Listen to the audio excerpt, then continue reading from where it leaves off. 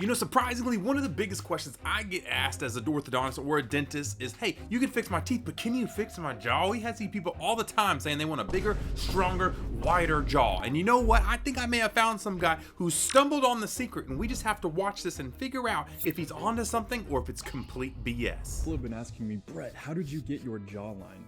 And I've really done my best to try to explain it to you in all of these videos. But for those of you who my haven't man seen has those made a lot. videos, Okay. it wasn't always like this. Ever since I was a young kid, I always admired. Okay, so right out of the gate, the guy's got a good jawline. Okay, we're looking at it. I mean, it looks even like when he was younger. I'm not gonna lie, this jawline looks pretty good to me. I can already kind of tell what type of person this guy is. And if you don't know, genetically there is two different types of ways and shapes of your face. You have Brachyfacial, which is basically a shorter, stronger jawline, just make you a shorter face, big square jaws. That's the masculine type that you see. And then there's dolichofacial, which means long face. It's the people with really long, skinny faces that have that kind of more open bite tendency, the more longer, wider, skinnier face tendencies. And if we look directly at the thumbnail here of the video, I mean, I don't even know if this is the same person, because he just doesn't look like that when he's younger. It does look like he's kind of pushing his lower jaw forward a little bit, kind of doing that.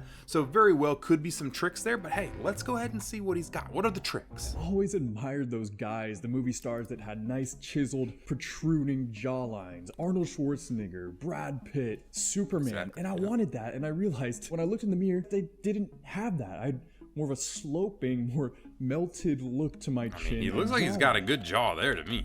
A lot better than most people. I mean, now see this guy right here. This guy is what I'm talking about. This is what you would normally see whenever you were looking at somebody with a dolichofacial face. They got no chin whatsoever because their lower jaw has just not grown fast enough. I do not think he by any means looked like this guy at all. So I think he's starting out in a way better place than most people that actually have this issue. I looked up all of the jawline exercises, this, that, the other. Some of them maybe worked a little bit, but for the most part, they were futile. Then one day, around 15 years old, I realized there was this one thing that separated those with nice, strong jawlines from myself. What's the secret? And those who didn't. And that was those who did have nice jawlines were breathing through their nose. Okay, the first piece of the puzzle, the first secret, they're breathing through their nose. And fun fact, that's actually true. What he's saying is completely true here. And the difference between the Brachyfacial and the dolichofacial, the long face or the nice wide things, it has a lot to do with how they breathe. In fact, we see almost all long-faced dolichofacial, no lower jaw type people breathe through their mouth. And you're doing this all the time, your body tends to kind of develop to this open mouth tendency, where if you have a closed mouth and you're breathing through your nose, your body tends to develop with those muscular positions because you're holding your jaw closed all the time. So that's actually true. Now also do note he said he was doing this when he was 15 years old, and we'll talk about that later. And those who didn't were breathing through their mouths. They were mouth breathers, and I myself was also a mouth breather, and it clicked. So at this moment, at about 15 years old, I made a conscious decision to start breathing exclusively through my nose. After all, that's its primary purpose. That and smelling. Your mouth is for eating and talking, right? Not breathing so much. I continued to do some of the jawline exercises. Now that's really important because he's doing this at an age that is early. So the way we do braces and the way we move things is we really try and catch you during your puberty years. Now for a girl, it's like 13 to 15 years old.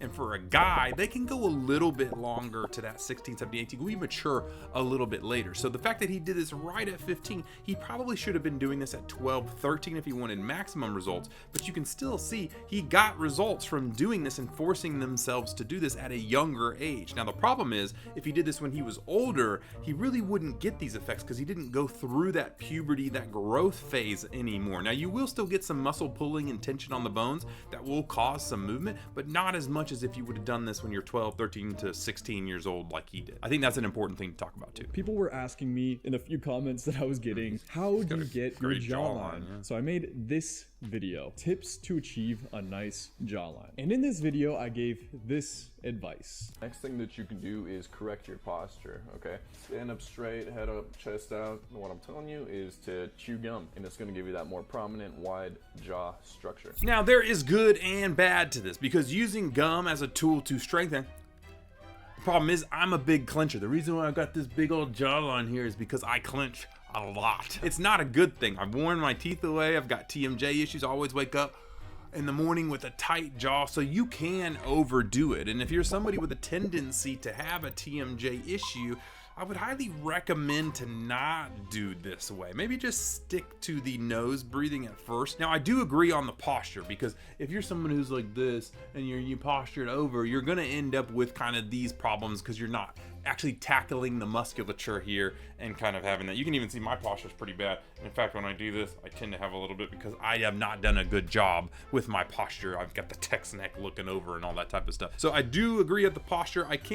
You can do some gum chewing and stuff, but if you see any signs of TMJ or soreness or any problems like that, I would highly recommend to stop that. And click, I uploaded the video. And as I was checking on the video, reading through the 5 or 6 comments that were left below, I noticed this comment by this strange channel called Orthotropics. And the comment read, "Sounds like you're mewing." By the way, Orthotropics is Dr. Mew. He's basically somebody who created his own guideline for proper positioning, swallowing of the tongues, things like that. Now, I do want to say, especially when you look at people like these guys with these kind of, I don't even know what you call gaunt looking faces, it has to do a lot with diet too. Because I mean, if you're a lot thinner like this guy is, I mean, you're going to see more of those muscular face features, whereas, you know, you may be hiding those, you may just be overweight. Mewing is a movement created by the father-son duo of British orthodontists John and Mike Mew, also the founders of the YouTube channel Orthotropics, the channel that left that comment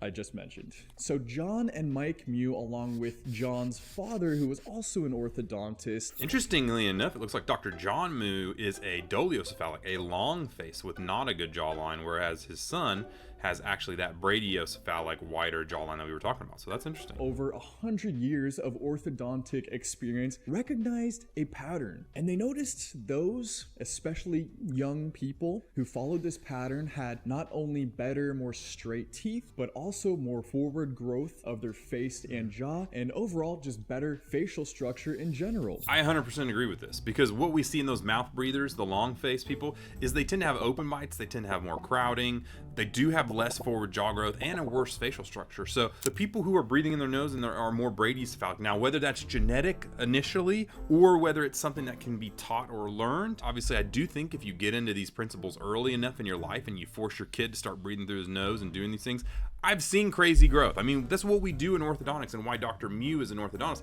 We are craniofacial growth and development masters. Okay, that's what we do. I physically change people from this to this, all over the place, just using rubber bands and braces. So yes, you can do it with certain exercises and stuff. So, and from this, they forged the movement based on their last name, Mewing. And there are 3 fundamental pillars of mewing: proper swallowing, okay, hard chewing, and the third, and probably the most important, is proper tongue posture. Now, proper swallowing has a lot to do. We'll talk about that later. You can have an infantile swallow that can mess things up, or a good swallow. Proper tongue posture is just basically making sure the muscles are working in the right way. And the hard chewing, normally this comes from some research that basically shows that caveman times, everybody had straighter teeth, they had wider jaws, they all had room for their third molars. And a lot of people believe that we have changed our diet from hard diet, you know, things to chew and actually get through, to these soft foods, you know, all the processed foods and mashed potatoes and things like that. Your body doesn't have to work as hard to chew your food anymore,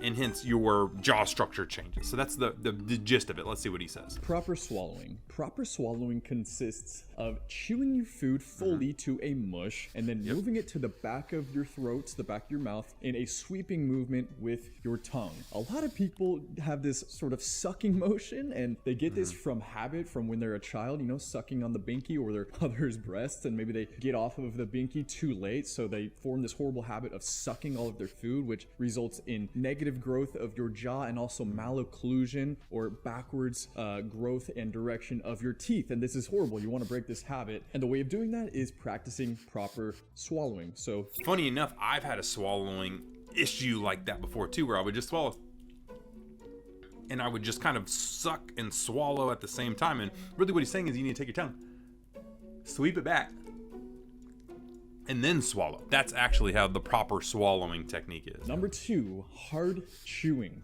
So what's interesting is that scientists excavated hundreds of skulls from thousands of years ago. It's almost like I know what I'm talking about. Here, let's keep going. And they made this incredible realization. Almost all of the skulls had great, perfectly straight teeth and good facial structure. And the only reasoning they can find because of that was because in ancient times, people chewed much harder foods. I actually 100% agree with this too. I mean, everything he's giving is some pretty good stuff, honestly. I'm not even opposed to any of it really at all. I think the soft diet has really caused an issue, and even so much so that we're evolving out of having wisdom teeth. Actually, a majority of the patients I see, 90% plus, don't have enough room for their wisdom teeth, and even most of them are missing at least 1, 2 or so. And so we're evolving out of even needing wisdom teeth, and it could be due to this whole soft diet issue. So the best cure for this in modern times is eating harder foods. If you want, you can eat tough meats and nuts and things of this sort, but I think it's infinitely easier just to chew lots of gum, and particularly hard gum. This was kind of a thing for a while that was an issue that actually we came into, because a lot of people were trying to do this to strengthen their jaws, but they're past puberty and growth, and so they end up trying to do this and they overwork their muscles. They end up getting TMJ issues, they end up getting clenching problems, grinding problems from it. So like I said, I'm not a big fan of this. I mean, obviously if you're just completely muscled out, like you have no muscle at all, it could be good for you, but for a majority of people, I think chewing gum all the time actually probably causes more problems than good, but still. And of course, the last and biggest pillar of mewing is proper tongue posture. Those of you who regularly watch my channel are probably... Now this is always so tough for me as an orthodontist, because half the time I'm like, yes, I want to keep my mouth stuck to the roof of my mouth at all times. That's kind of the normal stay for it. But the problem is when I do that, I tend to find that I overdo it and I end up clenching, and it really ends up causing problems and tightness and tension headaches and all that type of stuff. So I haven't really figured out the right kind of back and forth, because sometimes I'm like, man, I wish I just could relax my jaw instead, and all that type of stuff. But the more I do the tongue sucking, the tongue to the roof of my mouth, the harder it gets. So I haven't really figured out a good way for that, but overall he is correct. You do kind of want to have a light suction to the roof of your mouth. I'm sure he'll talk about it. Clicking off right now, I talk about this all the time, but I think it's the most hidden secret. Oh no, this is interesting. He's got a before here, so let's see his before. So obviously he's coming from a front angle there, not completely to the side. It does look like, this is what we call an E line, which is nose, lips, and chin. So it actually does look like his lips are behind his E line. So he is a little deficient in the face. So he might have actually started, and you could see his jawline is way, he's chunkier. He's not as thin as he is there. I mean, but you can see that he already kind of looks different even just from changing the angle here. So let's see what happens. Nice facial structure and jawline. You can get an immediate result, and you can get an even better result. So now we're looking at him just from sucking the tongue up to his mouth, or the proper posture, and you can see that boom, boom. He looks completely different. So this is the difference between just sucking the tongue in and this is where you're not doing it. And so, to be honest, has he really grown anything? Has he really changed the structure of anything? Or is he just posturing his muscles a little bit differently? Something to think about. Cartilage and the fissures within your face are not actually fully hardened and formed. So up until then, you can actually condition and change the shape of your face through time under tension pressure from your tongue pressing up. So if you're sitting around breathing through your nose, you're not activating any muscles in your face or your tongue. You just atrophy all these muscles. Everything just becomes soft and sloping and melted. You get this nerd neck, this kind of melted chin look. I literally catch myself. All I'm doing now is just focusing on my tongue to the roof of my mouth. But you notice he said up until 25 years old. Now, I think that's close. We have the same fissures and stuff that we're talking about when we do like expanders and we open up the width of the mouth and all that type of stuff. But I think you could do muscle posture like that really anytime. You can work on your muscles at any time. You just may not be able to actually change the bone structure as much past 25. Well, I have a simple test that you can do. So simply swallow some spit, or whatever. Imagine there's something you're swallowing, and then the position that your tongue is in when you finish the swallow is where your tongue should be resting at all times, right? So try it out for yourself. And at the very least, you should have your tongue resting there all the time. But if you want to increase your results, then you should actually have a bit of pressure, a bit of force pushing up against your maxilla, the roof of your mouth. This is gonna... See, now, once again, I mean, it's kind of like doing a rep in the gym, and that's kind of what he's talking about. But what I find is when I'm really having an issue with my clenching and my grinding and stuff at night, I wake up with massive pressure of my tongue up against the roof of my mouth, like really pressing up there. So, like I said, take it with caution. So you can start doing this right now, and you will actually see an immediate increase of your submental triangle. This is why when you look at male models, or models, I guess, with really great side profiles, it's because they have a nice 90-degree submental triangles. They have proper tongue posture. Yeah, but that's kind of, I mean, that's kind of the point that I'm trying to get to is it just proper posture? Is there really a difference in the bone structure, or is it just the fact that they're just posturing and using different muscles? Questions. And you can achieve that too if you just lift your tongue up. And this constant pressure will help condition your face to form upwards and forwards instead of receding backwards into your neck. So when you try it out, you should see an instant improvement of this part right here, but you're not going to see, forward growth of your face immediately. This is going to take years and years and years. I'm glad that he said that, because definitely if this does work, it will take years and years. I mean, it takes 1.5 to 2 years of force on these teeth to fix somebody with braces. And if you have really a severe issue, or like you're way back here, it's going to take a lot of work and probably some orthodontics still, or a jaw surgery to fix major issues. Now, I do think it's a great pathway to go into, and I think especially if you're a kid watching this, 11, 12, 10, it's a great time to have your kids focus on stuff like this versus 25, 26, 27, 35 later in life. So he's very lucky that he got into this as early as he did. So this is the 3 things that I did to help reverse my receding chin and jawline. Now, of course, I still don't have the perfect chin and jawline, simply because you will be limited a little bit by your genetics. I love that he said this, because even though you do all this stuff, there is still things like genetics in play. Like I said, there is a genetic piece that we just don't quite have nailed down yet. If you're someone with a long jaw and your jawline is more 45 degrees down, to get to that 90-degree jaw that everybody really wants, it may be just different for you and your genetics. That's basically what he's saying. People just genetically have a very high hyoid bone, so they're super lucky. They just genetically have nice side profiles and jawlines. Keep that in mind. But this is how I reversed my receding chin and jawline. Hope you guys enjoyed the video. So there you go, from a loser face to Brad Pitt chiseled in just 10 minutes. Not too bad. No, but for real though, I do think that actually this guy, and his name's Brett Maverick, you can go check out his YouTube channel. I didn't see anything there that was actually really bad. I thought it was actually some pretty good advice. And in fact, I think getting it out to more people that this is a huge thing, especially for you and your kids to learn as they're getting older, I think it's great, because not only can it give them more room and less crowding in the future, it could also stop problems like snoring and things, because you're properly learning how to build all that musculature through breathing through your nose. And other things like good posture and all that type of stuff just makes it even better. So basically the takeaways is breathe through your nose, learn how to properly swallow by sweeping that tongue back and then going down, and then also after you swallow, keep that tongue lightly pressed to the roof of your mouth. You do all those different things and maybe chew some gum or eat some harder foods every now and then, and you will be on the right track to getting that chiseled jawline. Thanks for watching, and we'll see ya in the next one. Hope that helps.